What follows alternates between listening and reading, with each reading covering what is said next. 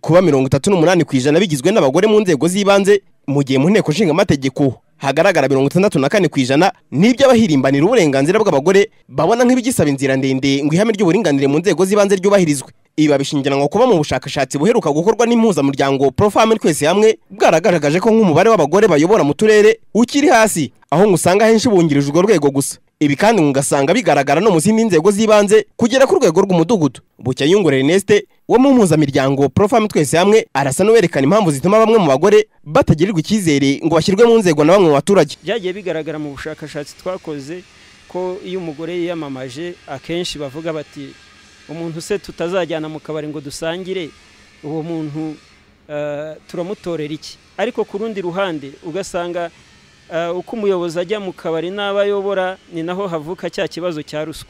Bivuga ngo rero imyumvire igomba guhinduka.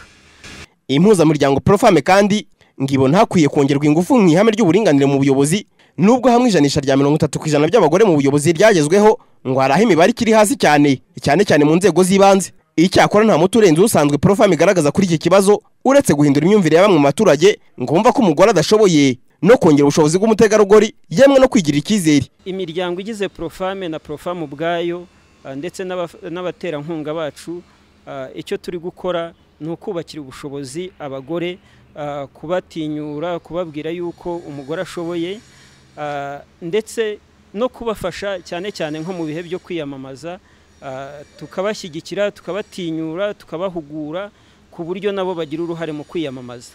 Ikindi ni ukugerageza guhindura imyumvire y'Abanyarwanda kumva ko umugore ashoboye. Mu mwaka wa 2004 guverinoma y'u Rwanda nibwo yashyizeho politike y'igihugu y'uburinganire. Itegeko nshinga rya Repubulika y'u Rwanda ryo mwaka wa 2003 riha urubuga rusesuye ibyiciro byari byasigajwe inyuma n'amateka nk'abagore, urubyiruko n'abafite ubumuga. Iri tegeko rigenera abakobwa n'abagore byibura imyanya ingana na 30% mu nzego zifata ibyemezo.